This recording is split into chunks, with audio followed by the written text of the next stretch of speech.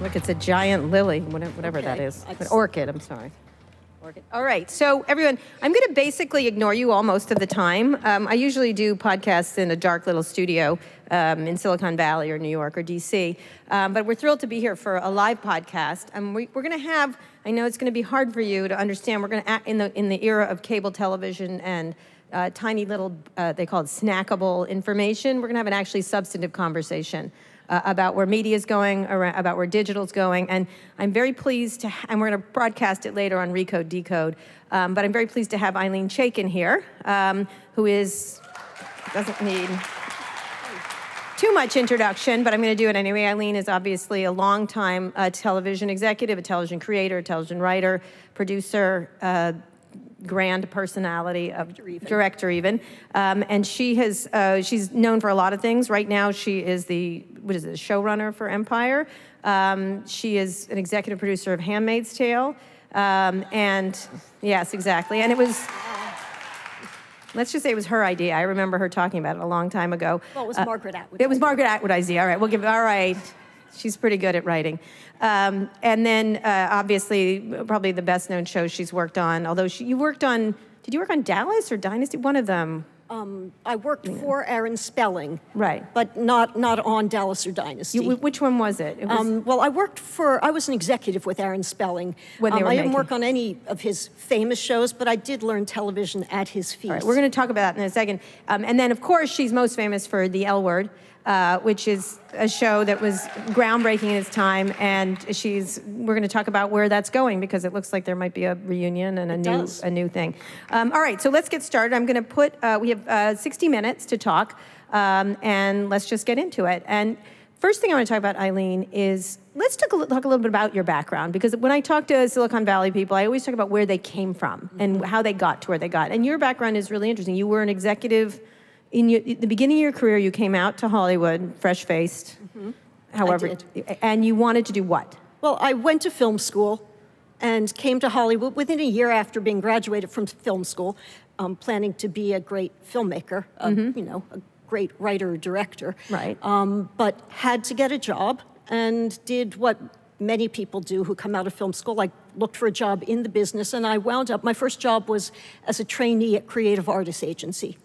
It was a very long time ago. And right. Kind of is that mailroom? Is that? Well, to give you a sense of how long ago it was, they didn't take women in the mailroom. Okay. It was before women were allowed to work in mailrooms. All right. So I was hired as an assistant, and I was told, you'll be on a mailroom track, but you can't be in the mailroom because girls can't lift typewriters. Okay.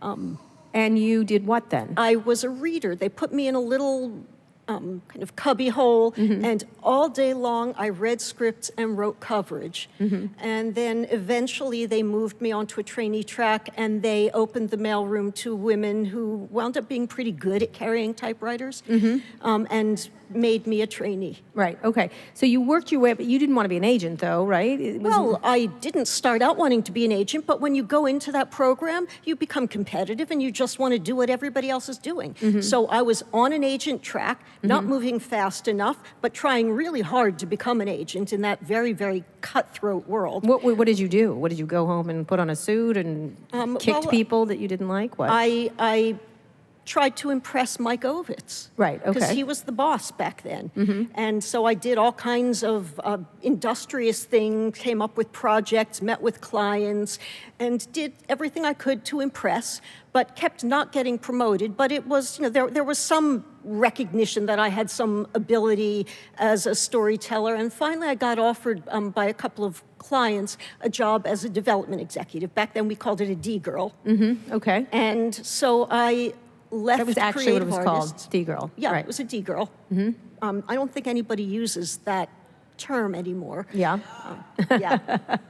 But Mike Ovitz called me into his office and gave me one of those mafioso talks that he was known for, and said, it will be good to you if you protect our secrets and go and be a D-girl, and we'll see where it goes. What secrets do they have that needed protecting? There are lots of secrets. All right, okay, we'll get to those in a minute.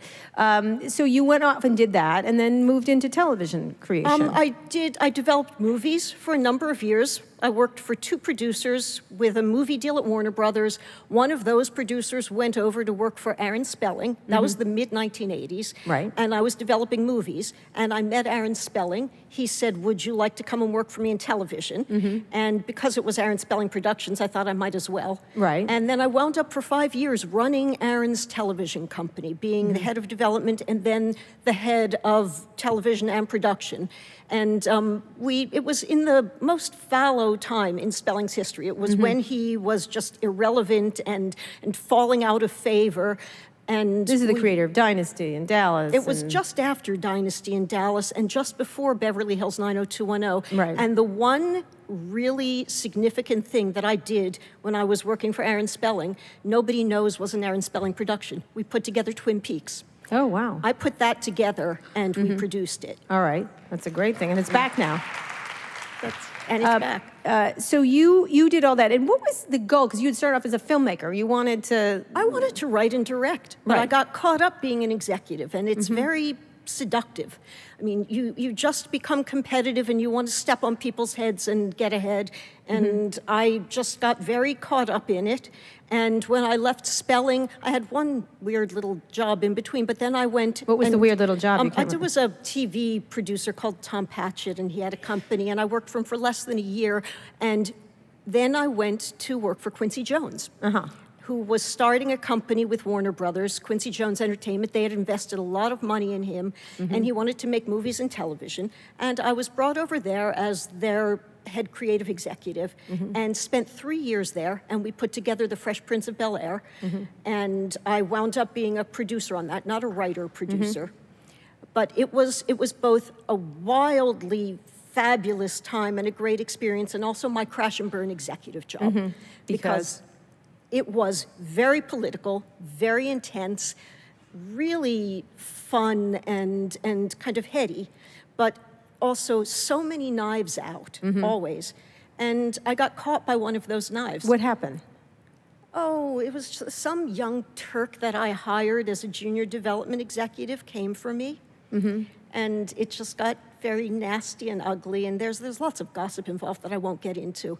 But I realized I'm going down, and I'm not enjoying this, and I'm also not doing what I came here for. Right. Because, and during that time, every once in a while, I try to write something, but when you're being an executive, it's hard to focus on anything creative. Right. And so I'd get halfway through a script and think, oh, no, I can't do this.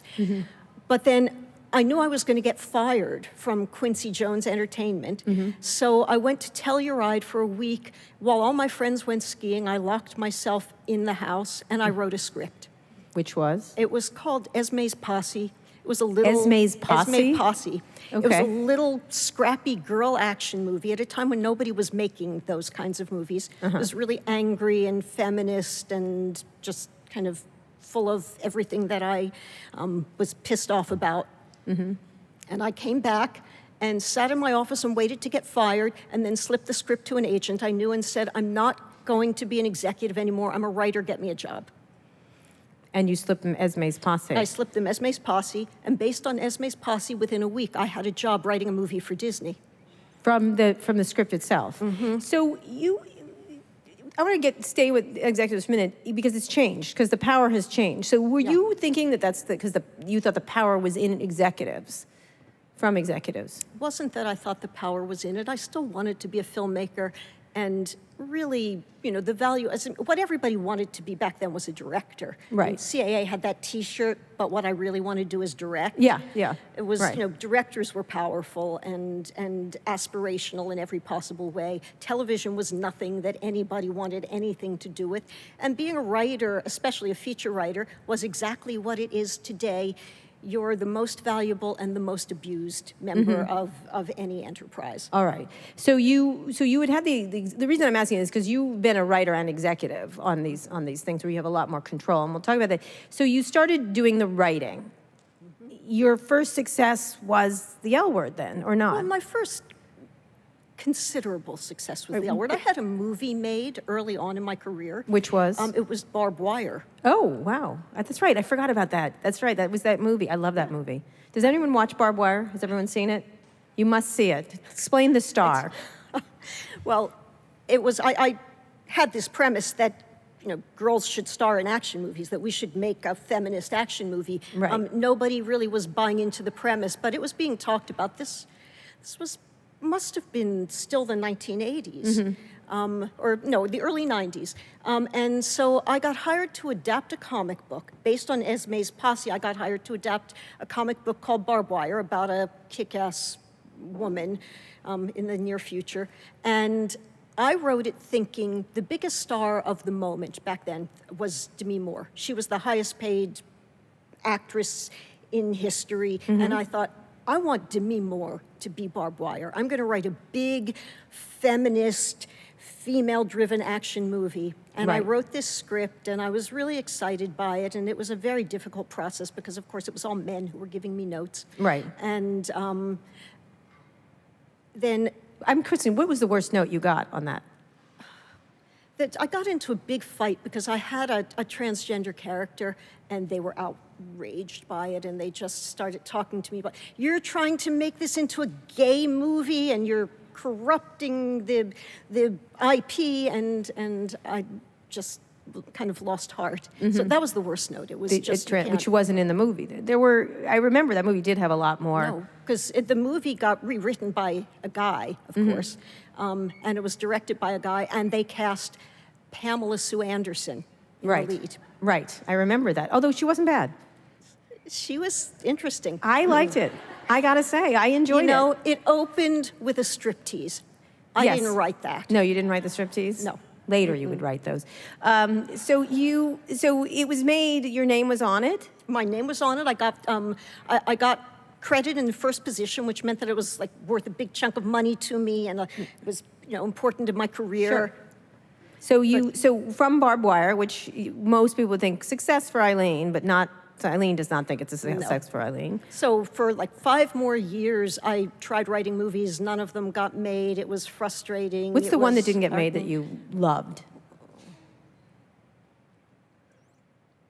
I can't even tell you. You don't even remember? I think probably if I'd written anything great, it would have been made. That's always been my attitude. Okay. I don't bemoan the ones that don't get made. If I still believed in it, I'd still be trying to make it. Right, okay. I wound up getting, like, I was on my last legs. I had 2 small children and was, you know, supporting my family and tough times. And I got hired to write a movie for Showtime. And it didn't pay a fraction of what I was making writing feature films, but I also wasn't getting hired to write feature films the way that I had been. And I took this very cool assignment for Showtime, writing a movie called Dirty Pictures. Okay. Which was, it was a true story, and it was about an obscenity trial, the work of Robert Mapplethorpe, and the Republican-led Congress trying to defund the NEA, and the definition of what obscenity means. Right.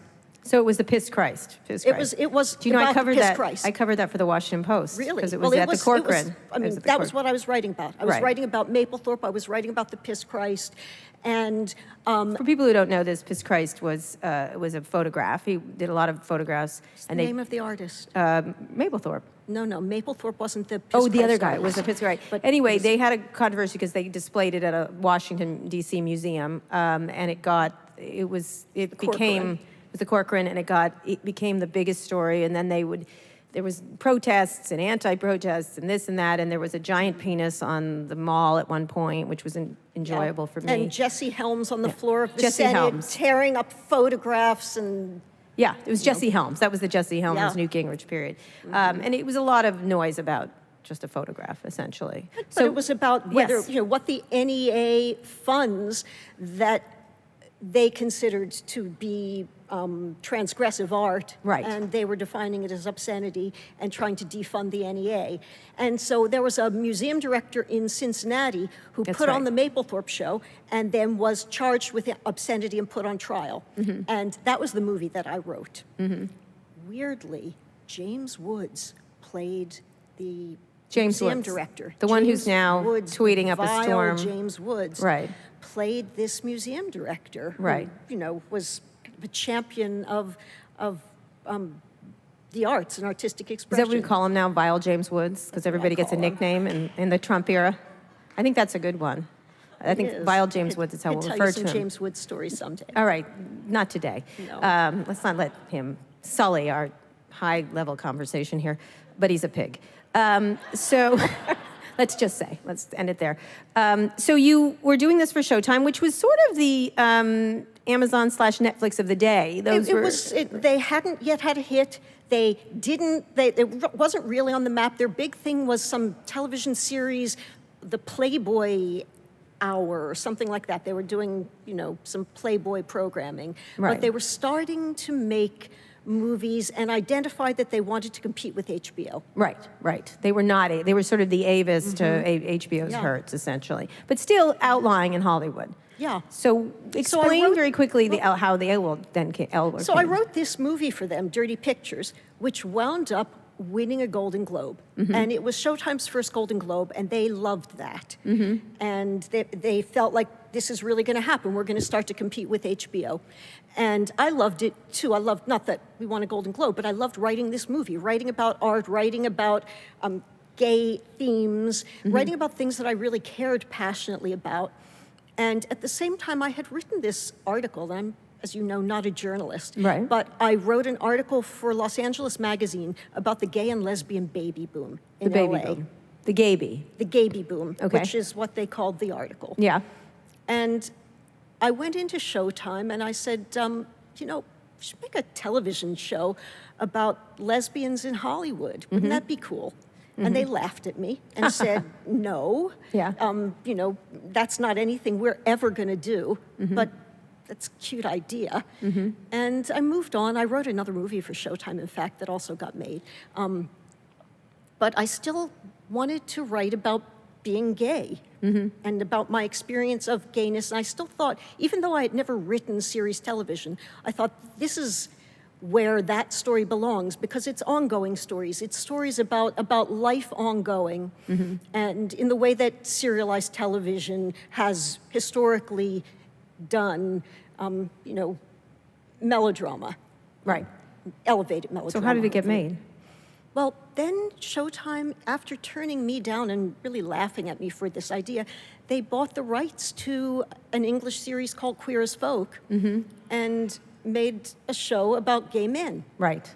And the night that Dirty Pictures won the Golden Globe, Jerry Offsay, who was the president of Showtime, whispered in my ear, I think we'd like to try the Little Lesbian Show with you. The Little Lesbian Show. Yeah. And that's how it's done in Hollywood. So you started to make it. It obviously, you cast it. Jennifer Beals was critical to the casting. And then you brought up a lot of relatively unknown actors at the time. What did you imagine would happen? Because it hit like a atom bomb, really. I guess we shouldn't use that right now with Korea. But how did you imagine it would be thought of? I try not to imagine the relative success or failure of my projects when I'm working on them. I try just to kind of make them and make them well. But that said, I had these conversations with Showtime, with that same guy, which he said to me, and they had a tough time with Queer as Folk. They couldn't cast it. They cast all unknowns. Right, they because did. nobody of stature, of note, wanted to play a gay man. And so Jerry Offsay said to me, we're going to make your Little Lesbian Show. We're committed. It's He not kept calling it casting Little contingent. Lesbian Show. All right. Yeah, it's not casting contingent because you're not going to get any stars. Right. And I said, that's lovely. I'm really glad you're going to make my show regardless of whether we get stars, but I'll bet you we are going to get stars. Women are different.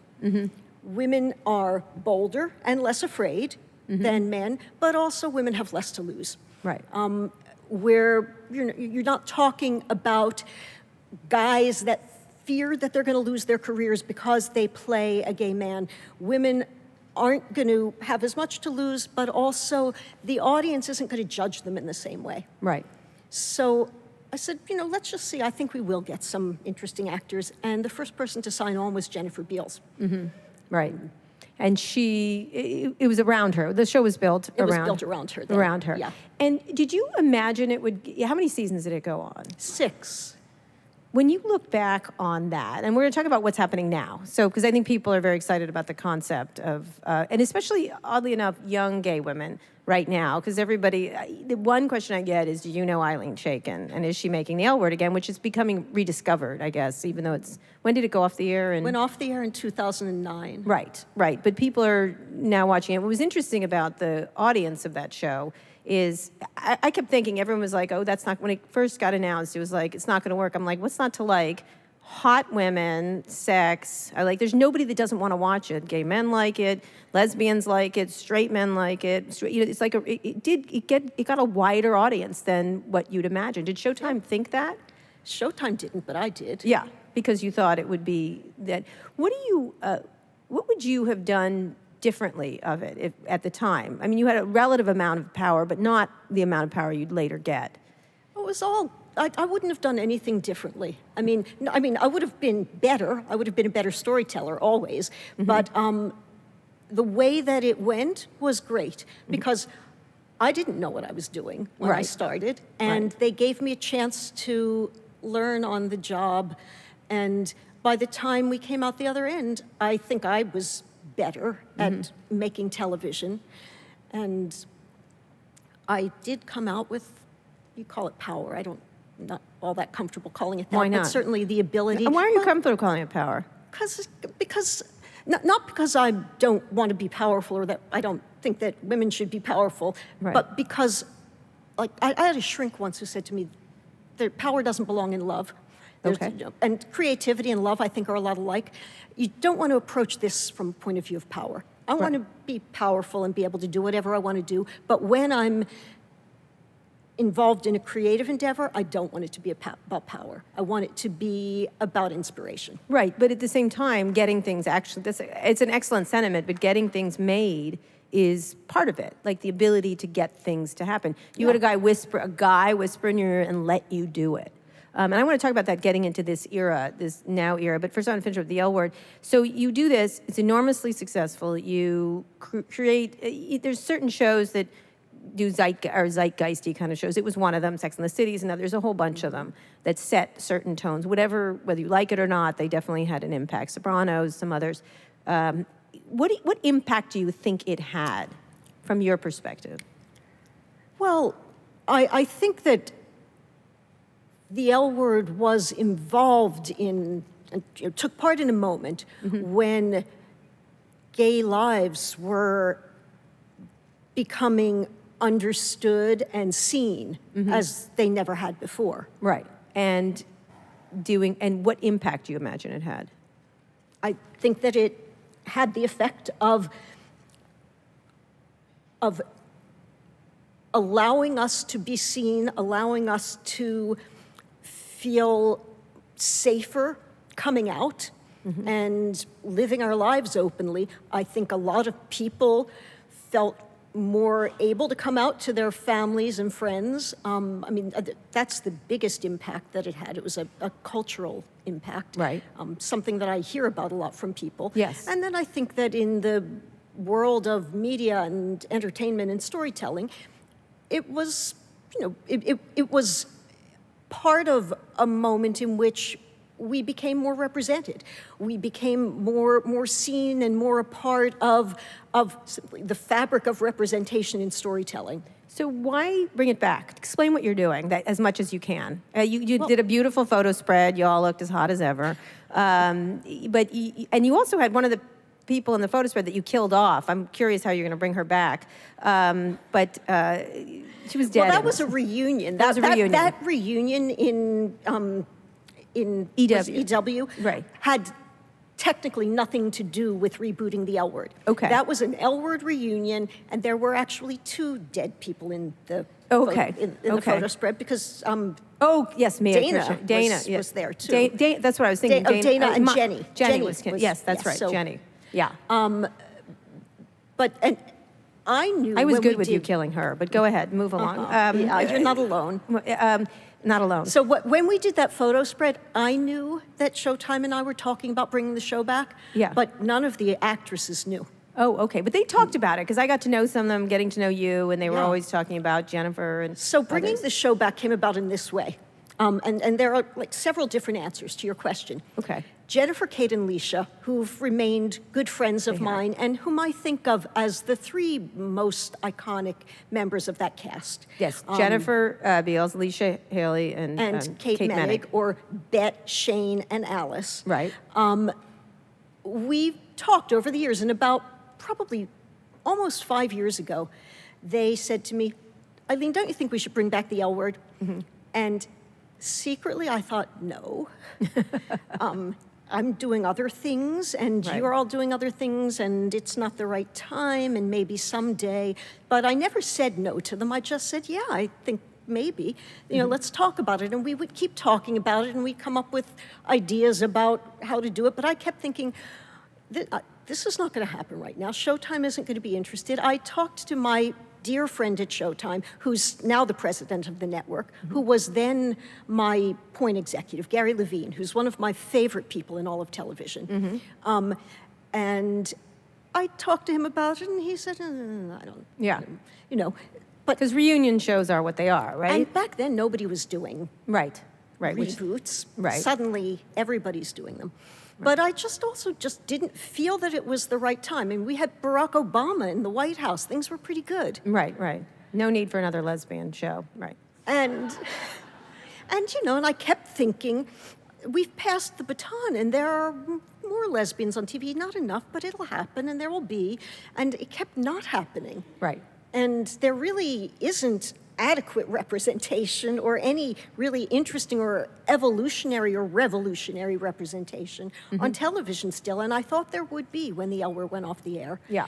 And then Gary and I had also talked for years about doing Handmaid's Tale. Right. And I pursued Handmaid's Tale back when I was still doing the L Word, and we tried to get the rights to it and couldn't. And I finally moved on because the rights were unavailable. And then a couple of years ago, I was having lunch with an executive at MGM who said, what are you doing next? And I said, well, I really want to do Handmaid's Tale, but I can't get the rights. And he said to me, oh, we just bought the library. That is, MGM just bought the library that owned all the rights to Handmaid's Tale. And we went back to Gary Levine, and it was 7 years after Gary and I had initially said we wanted to do it. And I said, Gary, we've got the rights to Handmaid's Tale. Are you still interested? And he said, yeah.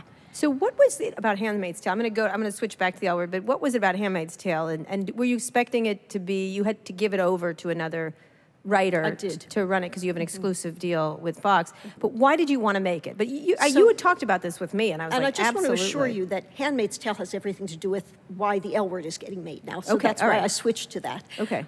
So 10 years ago, I wanted to do it just because it was a cool idea. I was doing the L Word. I was thinking, I want to make another show for Showtime that's about women, that's about the themes that I care about, but I want to do something quite different. And I love science fiction or speculative fiction.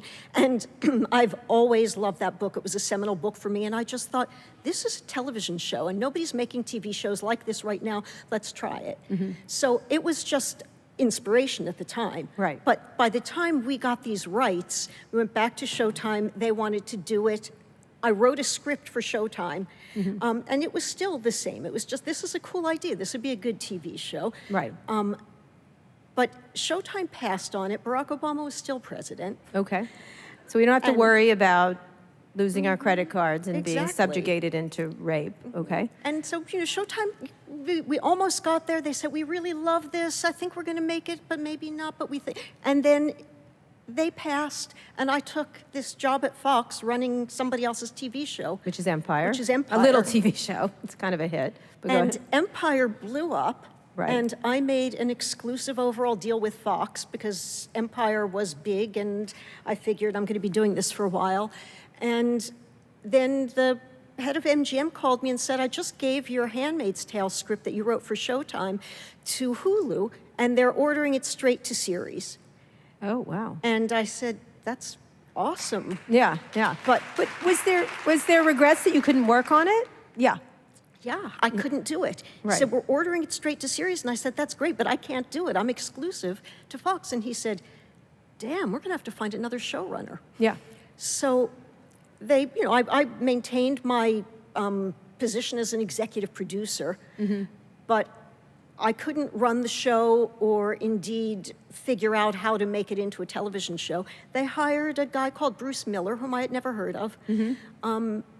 And he did a fabulous job. He did. I had him on a podcast. Yeah. He gave you all credit. He's really, really good, and he's doing beautiful work, and he's a lovely and gracious guy who also recognizes that he's doing a show that should be done by a woman, and he's made sure that there are a lot of women's voices, including the director who directed that first fabulous pilot. He talked about her a lot. Yeah. How do you think of it? How do you like it? I mean, I think it's Would you have done incredible. something differently? Or I probably would have done something differently, but only because I'm a different writer. But what happened is, when that happens, there's an arbitration, when they make your show, and it was based on my script, but he took it over and he wrote it, or rather rewrote it, because he knew where he wanted to go with it. And there came that moment when I had to read his script, and I hadn't seen the show yet. And I was thinking, I'm going to arbitrate and get shared credit for this, because I put 10 years of my life into it, and I want it. And I read his script, and I've been through a lot of arbitrations, and I know how my guild works. And I knew that I would win that credit arbitration, because the first writer always gets kind of a privileged position. But I read his script and I thought it was so good. And I thought he'd made such good decisions that I just sent him an email. I bypassed my agents and managers and I said, I'm not going to arbitrate for credit. You really deserve this and it's really good. And he wrote me back the next day and was kind of stunned. Because, shocked that you gave up power. Speaking of which, in creativity. Would you... why do you think it was pertinent? Why 10 years ago did you think it was pertinent? And why do you think it's pertinent now? Well, I think that, even when things were looking better and we had some democratic administrations, we were still fighting all the same battles, and the opposition was still trying to take us down and take away our rights. And it was, The Handmaid's Tale will always be pertinent because it's such a great piece of literature.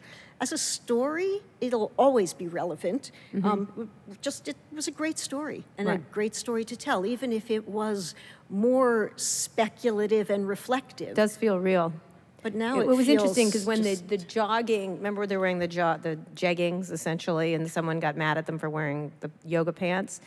It was at the same time that girl was pulled off a flight because the teenager was pulled off the flight because she was wearing yoga pants. Yeah. Which was like, whoa, this was like, it was sort of odd that it was timed almost exactly watching that, which was interesting. So I want to get into the political area, but first I want to talk a little bit about digital, so L Word, so where is it? So what happened is, then Trump got elected, The Handmaid's Tale went on the air, and suddenly it was the most relevant show on the planet, let alone on television, and it was everywhere. And and just as it was happening, it was about to debut, and we knew it was going to be important and powerful. I called my friend at Showtime, Gary Levine, and he picked up the phone, and he said, I know why you're calling. You're calling me to rub this in my face. I wish that we were doing Handmaid's Tale. We should never have passed. And I said, well, you're right. But no, I'm calling you to say, what do you think about rebooting the L Word? Wow, okay. And he said, that's interesting. And it, again, like Handmaids, it suddenly felt a little more urgent. It felt like this isn't happening and we've got something to say. And he called me back a few days later and he said, okay, we're in. Let's do it. I'll also say that when I proposed that to him, I said to him, I can't do it, by the way, because I have an exclusive overall deal at Fox, but I want it to happen, and I think it should be done by a young woman who is as young or younger than I was when I first did this, and who has something to say about what's happening in the world, and who knows more about what's happening than I do, because I'm old and married now. Okay, so is it you're aiming to hire a young gay woman? I would say yes, although we can't. I mean, we're not allowed to talk about sexual orientation or gender when we hire, but if I had to imagine the L Word writer, she would be a young lesbian. Okay, and the three are involved in it. They're producers? Jennifer, Kate, and Leisha, who kept it alive all of these years, who really I credit with just pushing me and fanning the flames, are my partners, and the four of us are executive producers. And they will be in it. And they will be in it. They'll reprise their characters and tell the story of where their characters are 10 years later, Right. and provide the continuity. But he's not bringing back all the old characters, he's creating new ones, presumably. There will be a whole new ensemble built around these three characters. It should feel seamless. Any of the original characters that aren't dead could theoretically come back. Right, and some of the dead ones could come back. And some of the dead ones. Yeah, I just saw Kingsman, the guy was dead and then he wasn't, which was fine, it was fine. So when is that coming? You never know when anything is coming until it's written, and right now that's in the process. But I'd like to think that within a year, there will be a new L Word in the works. All right, so you can't write it, but what would be the topics you think are important?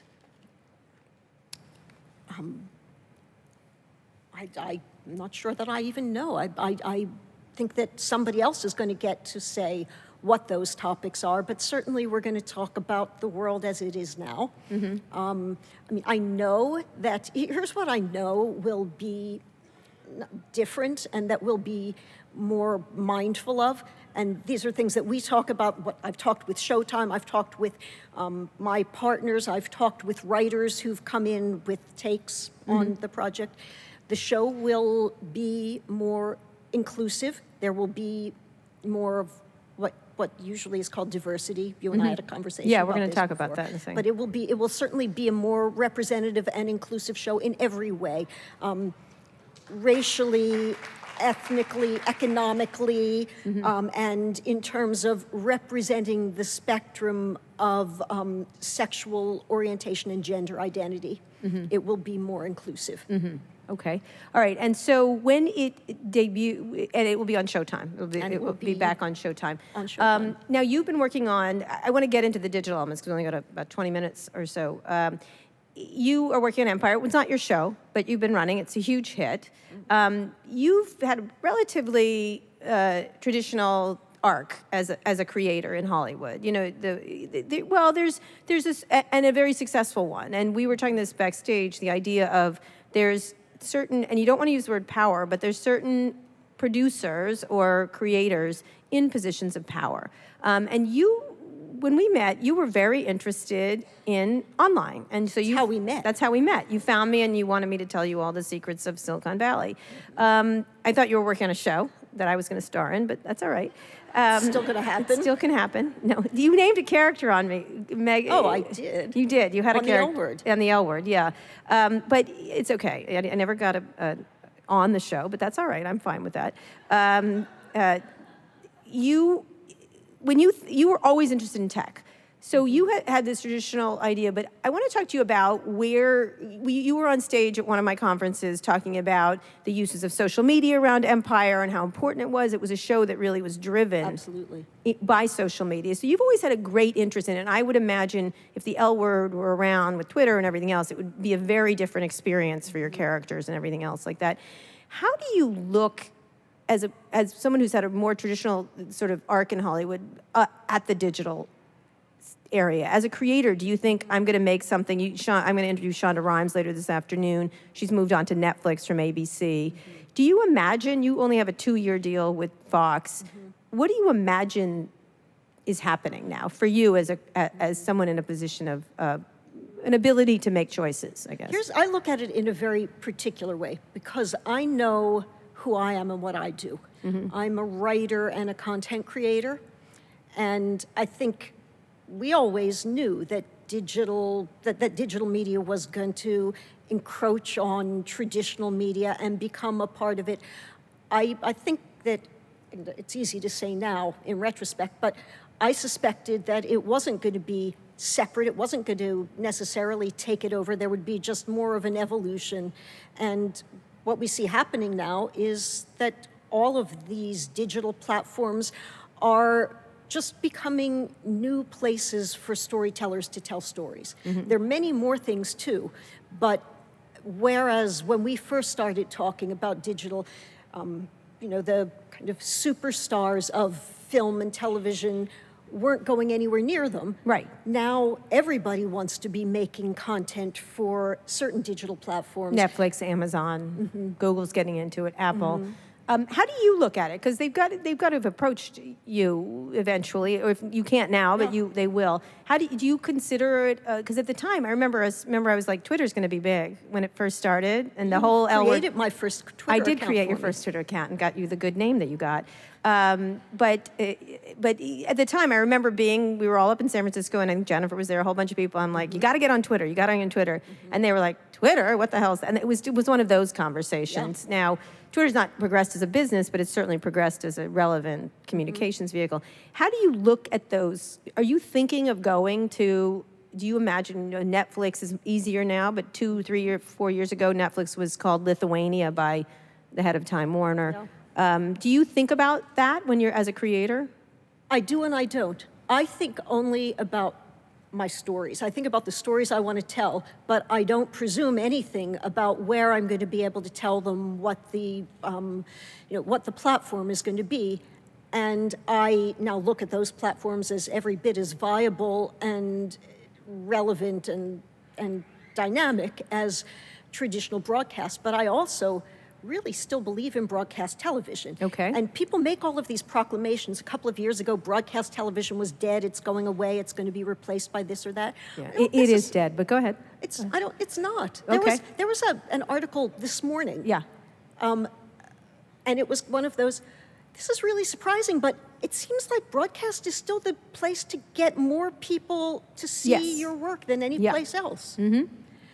I think that broadcast television needs to evolve. I think that the way that it used to be made is irrelevant, but I don't think it's dead. All right, explain. I want you to make the argument for why it's not. I think it's dying by the cell. I think it will be dead. It is not. I think it'll evolve into something else. Perhaps that's the way to put it. But in the traditional way we think of broadcast television is not. It'll be live and news, pretty much. Where that will be. You might well be right, and my I've been point right of view about every it digital is, change. But go ahead. You know a whole lot more about it than I do. So tell me why it's still. What do you like about broadcast? I just like anybody who will pay me to make my shows and tell my stories. Right. Okay. That's what I like. Yeah. All right. So I don't know if you've heard, but some of these internet companies are kind of rich. Many of their creators are billionaires, and they're very interested. You have, and it's not just them. It's Amazon. I had a really interesting discussion with Jill Soloway this year at our Code conference, and one of the things, she was renegotiating her deal with them, and of course Transparent really got them on the map for people to be more attracted to it. Wonderful show. And I said, you should get more money because you're helping sell paper towels. And she sort of looked at me like, what? And I go, well, the reason why Amazon's value went up billions is because Prime worked, because Transparent made Prime interesting, and then they get to sell more paper towels while people are watching the show. It's part of the whole ecosystem. And she's like, I should get paper towel money. And I said, you should get paper towel money. Which is what television has always been. Right, exactly. But you never got paper towel money. So, so you have Amazon doing that. They're doing other things. Netflix is pretty much a pure media company. You've got Apple moving into it. They just want to sell more phones or whatever. There's a Google who's wandering around with YouTube trying to figure out where to go.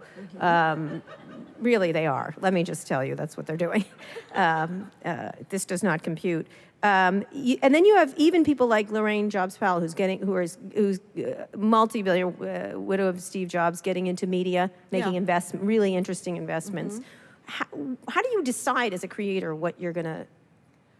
You just don't care. Just whoever. I don't care. I really don't care. I mean, there are some places where I can tell certain stories and some places where I can tell other stories. So I care to that extent. Right. I want to do something that's more sexual or transgressive or this or that. I can't do that on broadcast. So I care that there's a place where I can do that. But where's that? Where's right now? If you were to do something transgressive, it's still Showtime or HBO, but it's also Netflix, but it's also FX. I mean, but it's not Fox or NBC or ABC. But here's where broadcast is still exciting to me, because it is still the place where the most people will come at one time to see a show, but it also is still free television, which means that it reaches a lot of people that actually aren't watching cable and digital still. And I still feel driven by a sense of mission to tell these stories about, to tell gay stories, to tell stories about marginalized communities on broadcast television, where it really is going to make a difference to the lives of the people who are being represented and the people who don't know us. So I still think there's something to say. What do you imagine how these Hollywood structures are going to evolve? As someone, you're just a writer, but you're also an executive. But not a futurist or somebody knowledgeable like you are. What would you like it to evolve? But here's what I feel, and I know say you have this a theory, with no Ilene. expertise. What I'm observing is that what we finally get is anybody can do this, and Netflix is going to dominate for a minute because they have House of Cards and something else, and they're And $6 billion. and $6 billion and the biggest show on television.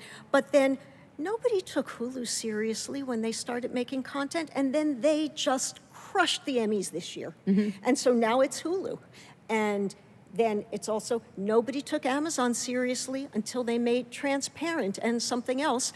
And what we're starting to realize is it can happen anywhere. Maybe Apple's going to make a great show that's going to dominate the media landscape for a year or two. And hopefully they'll all stay in business. I don't think it's going to be like the old network days where suddenly ABC, NBC, and CBS are going to be replaced by Netflix, Amazon, and Hulu. I think that it's a much bigger ecosystem and a different way in which content finds its way out into the world. Do you like your show? But you also can do different time. Like, do you like, because really the 30-minute, 60-minute thing was just a conceit at the time, just the way the way a newspaper is the way it is because something was invented that way. Thinking about interviewing Shonda Rhimes, like now she doesn't have to worry about ratings. She can do it can be 27 minutes, maybe it's 43 minutes. There will be breaks, I'm guessing, because it's later will get sold down the river in some way to another medium. Do you like the idea of creating something that's not in the 42-minute format or whatever format you have? Because that's one thing that creators are very interested in. Maybe I want to make it 7 minutes. Maybe I want to make it 20. We've been talking about this for years. Yeah, you and I have been talking about it. For me, no. I don't want to make anything in 7 minutes, but I'm interested in the fact that it can be done and that there's a great way to tell stories and somebody is going to tell a really compelling story and create a new format for storytelling. But it's just, I like writing stories. I like writing long form. It's just what I like doing. It doesn't mean that it's better or more important. It's just what I like to do. But is the idea appealing that it doesn't matter how long or short it is to you as a creator? Because some things are shorter, and I think about that. Some of my stories are 3 paragraphs. Some of them, if it's me calling the Uber CEO an asshole, I can go for days.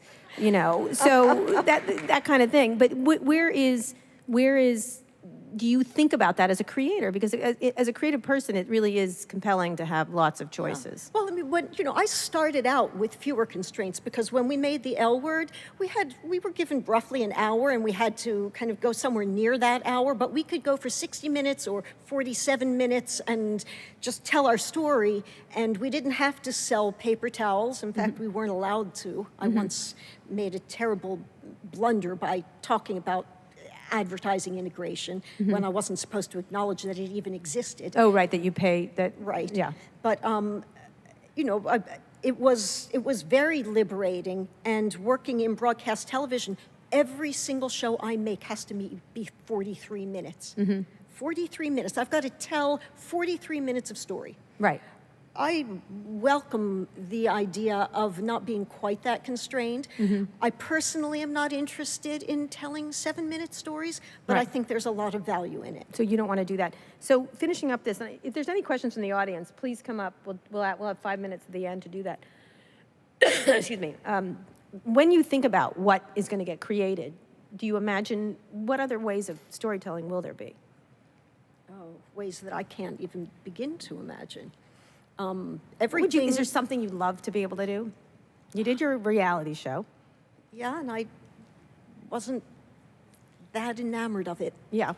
I mean, I like writing narrative drama. Okay. That's but what I is there like some doing. way, do you look at a technology right now and go, whoa, that's interesting, like Snapchat, or do you use those things? I or- use those things to talk to the audience and learn from the audience and just learn what's going on in the world. But I know that there are storytellers who are every bit as much about storytelling as I am, who are going to find ways to tell their stories in those media. What about VR? I think VR is awesome. I think VR is more exciting as a storytelling medium than 3D ever was. Yeah. What would you make in VR? I don't know, but I would want to make a movie or a television show. Could you imagine being inside the house at the L Word? Yeah. That you're there with them? Yeah, I think that there's a way to do that. Are you going to pursue that?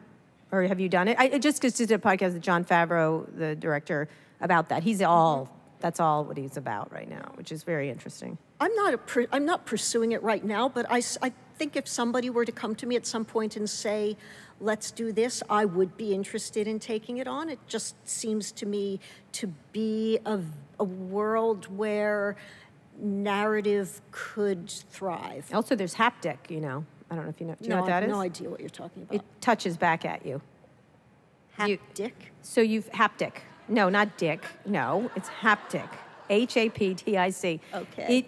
It touches back. You feel it back at you. You push against a chair or a wall, and it feels like a wall. You push against it, and eventually it'll. You ever been at a Disney ride and they spray water at you and they pretend you're in the thing? It's like that, but digitally. Sounds so you could be terrifying. at an L in the room. I know, but I'm just saying that's going to be part of it. And it sounds like a great way to have sex. All right. Okay. Yes. I think that's where it's going to start. Yeah. And then it'll go on from there. But it always starts with porn. It's the natural way to do things. So let's finish up talking. Is there anyone with questions from the audience? I can't really see really well. We're going to get there in just 3 minutes. So just get ready. I just have time for like 2 questions. I want to talk about the current administration. How do you, but because she's made a show that pushed back, what do you think we have to do? Presumably you're part of the resistance or the idea of resisting. What do you think the key things are as a creator in Hollywood to communicate that? We have to just keep on being radical storytellers. And I mean, we have to be activists in our life and continue to be political and to rage in the streets and not accept what's happening. But as storytellers, we have to be radical storytellers. And I think that one of the things that changed the most since I started writing television, since I started doing the L Word, is that we used to have to be very stealthy about our politics and pretend that we were just entertainers, that we have no politics. If you sense politics, it's just some kind of stay in your lane argument. Yeah, right. And I feel like we can be much more open about the fact that we have agendas now. I am open about my agenda, and anybody that works with me, even Fox, knows that if I'm telling a story, if I'm making a show here, I'm doing it with an agenda. It doesn't mean that I'm not going to make a show that speaks to a lot of people or considers different points of view, but I have a point of view, and it's going to be in my show. Right, and you don't have to worry about it. Before you did have to worry about it. Well, not only do I not have to worry about it, but it makes my work better. Everybody, we need to approach the stories we tell with passion. And that means that we can't pretend that we don't care or have one point of view or another. So if I come at you raging or wanting to change the world, that's a good thing. That's a good thing for you as a creator. And you don't feel pushback now in Hollywood for that? No, I feel support. You still feel support for it. Is there one thing that you would like to make, and then again, there's questions right here, that you would love to make right now, if you just could wave a wand? And I know you can't probably talk about shows, something really outlandish that you'd like to do creatively. I'm not going to say what it is. Okay. But it's a show you know about. It's a show that I've been talking That about one? for years. Yeah, that one. I mean, I have, We won't say, but it's good. I get obsessed with stories and ideas, and in the way that The Handmaid's Tale was something that I became passionate about doing 10 years ago, and now it's finally being done. I don't give up on things. Some things just fade away because they weren't that good and didn't get made and probably never deserved to. But if there's something that is a great story and deserves to be told, it's not going to go away from that little groove in my brain. That's the one. Okay, good. Well, we can't say what it is because she can't, because she's going to make it. It's going to be great. All right, question right here first. Hi, my name is Stephanie. And talk up. Hello, can you guys Hi, hear me? yeah, got it. Okay. So as I'm listening to you guys speak, this question is for both of you guys. I'm thinking about what you said about broadcasting and the landscape being just broader in general. There's definitely a trend as young people and young kids are growing up in the media landscape to have on-demand content. Yeah. And so my question really is, what are your thoughts around how do you reach people, young people, as they're growing older and passing through the different generations, where on-demand is really, I want to watch what I want to watch. And when in the amount, like binging or whatever. Yeah, and it's, how do you reach the people that you don't intend for? Does that make sense? Like, Yep. Yeah, that's what I So would what like do you to think kinda about hear that on demand, and how do you feel like reaching? Elwood wouldn't be on demand, and Handmaid's Tale was not. You had to wait, and frankly, you can't watch more than one of those at once. I tried to binge 2 of them, and I wanted to kill myself. But if it had been made, Netflix is on demand, Netflix, right? yeah, like the binging. So, I mean, Handmaids could have been made on Netflix and released on demand all at once. I mean, you might not have wanted to watch them all at once, but you have that choice. As somebody who does what I do, I would just make my show. Right. And I would hope that that I have a story to tell that belongs on that platform. A lot of creators don't like that binging. They don't. They want to release an arc, but people, like she's saying, people don't want to watch that way. They want to watch it when they want to watch it in the way they want to watch it. I want everybody to watch my shows the way they want to watch them. I just want everybody to watch my shows. What about the platforms? Do you mind people watching you on a cell phone? No. It's fine. You don't care. Because some people do. They want the look of it, the feel of it.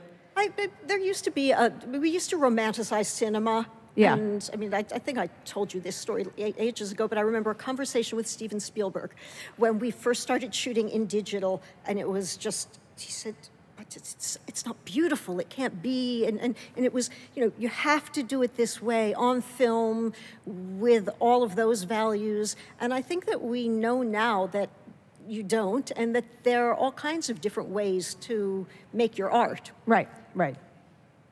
You don't care. I don't care. Yeah. Well, you like people watching your show when it's in their eyeball and it just broadcasts in front of them? If they can close their eyes and see it, and I'm telling my story, that's good with me. Yeah, that's how it's going to work. Okay, over here. I'll go with a short mic. Okay.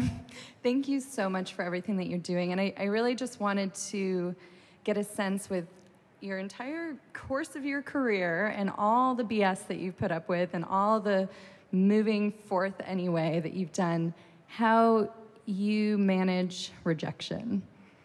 Rejection. How do you ever get rejected? Yeah. I don't believe any ladies turn you down, Ilene Chaiken, but go ahead. You know how long I was single. I know, you were single for a long time. I tried so hard to date you, but it didn't work. But no, I didn't. We're very good friends. No. You tried to fix me up, I did though. try to fix you up. Let's not Almost get into ruined those my life. stories. This is not what these... In any case, you're a hot ticket item. Rejection hurts. It's painful. It's ugly. But and sometimes you think that it's the end, but you just push through it and keep going. And I mean, my own personal approach to it. Yeah. has How do you been, deal with failure? It's you let go and find a new project, and sometimes find your way back to that old project. If it's meant to come back, it will. But you just, and one of the beautiful things about being a writer is that you can always do it anywhere.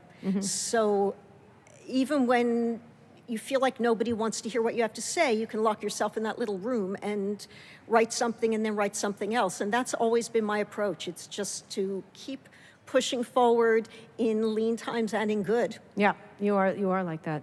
Right over here. Hi, my name's Lucy. So I work in television production on the production side, but I also consider myself more of a writer and would like to write a story and have started.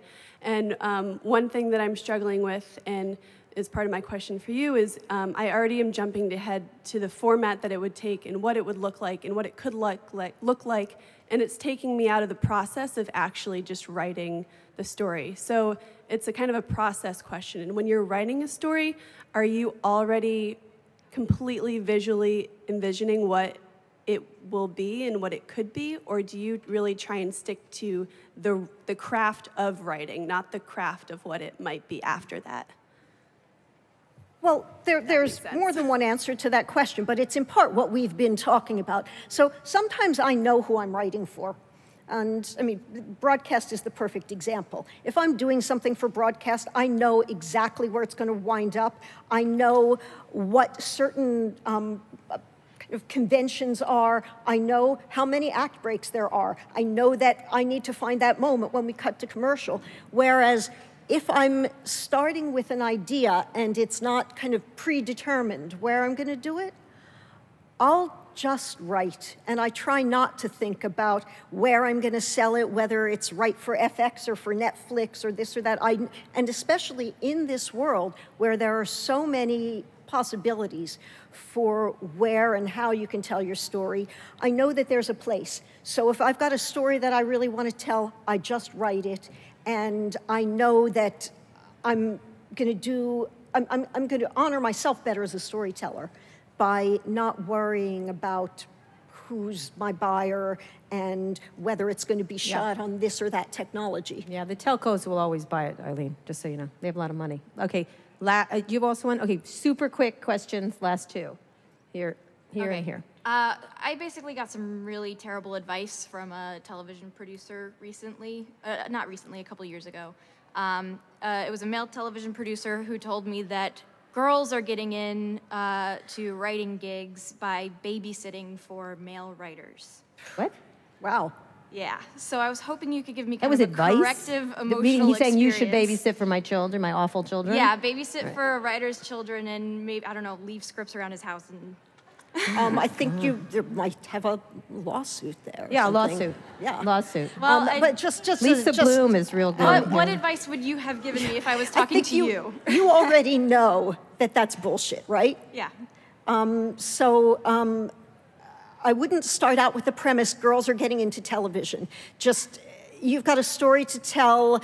If indeed you're a writer, then tell your stories. I mean, I'd love to say the future belongs to women, but let's not even genderize it. Let's just say that we know we're going to be running things, right? Yeah, yeah. My answer thanks. to that Helps. is fuck you, you fucking fucker. Okay? It works for all kinds of things, and you can use it at any time. There's also a lovely mug in the Castro. If you ever come up, they sell it. Okay. I have a T-shirt. I've got a mouse pad. Okay, very quickly. Hi, my name is Shayna, and I've really enjoyed this interview thus far. And I had something that created a really big reaction in me, and I wanted to, it's making my heart beat right now to even ask this question, so I'm gonna read it and try to keep it simple. But I wanted to push back on a statement that you made and get your reaction, that you had to sort of tuck your political leanings into your cardigan, kind of, and earlier in your career. And we're in a room of people that are interested in new media. And my fear is that people are going to hear that statement and feel like, well, if I have a view or if I have something to say that is not on the beaten path, I need to tuck that in until I'm established in this new media. And that worries the hell out of me, frankly. So I think she said she doesn't anymore. She was talking in the 80s. Exactly, but Yeah. that was when she was building her career. So I guess my fear, when I heard that, I thought, well, did you really have to tuck it in, or did you just make a choice? Maybe that's what I want to ask you. That's a very good question for that time period. Well, and in that time period, Here, lean. in that time period, you really did have to tuck it in. Yeah. but I don't think you do anymore. And I'm not suggesting that everything has to be political, but I think everything hopefully comes from some kind of passion to tell a story or joy at telling a story. Right. And I'm not sure I understood your question, but to be clear, I was saying that we don't have to hide our point of view any longer. Nor should you. Nor should you. Thank you. Yeah, one of the points you're making is, one thing you're not realizing is we're real old. And so it was dangerous. It was. We were, both Eileen and I were much more outspoken early on in our careers, but there was a price. And it was a big price at the time. Not that we care, but it certainly is. You should absolutely put your point, that's how you win, is putting your point of view out there. How we all do, right? That was certainly what I was trying to say. If I gave you the impression that I was saying the opposite, I was being inarticulate. All right. Very last question for Eileen before she goes, and then we'll say thank you to her. What is your favorite digital medium right now, Eileen, and I'll tell you what it should be, but go ahead. What is I don't even understand what that question means. what do you use the most? Well, you know I'm a Luddite. I mean, I'm a Twitter addict. You're a Twitter addict. Yeah. Okay. Right. And it's how I get my news every day. Do you interact with people on Twitter? You don't respond as much, right? You read it.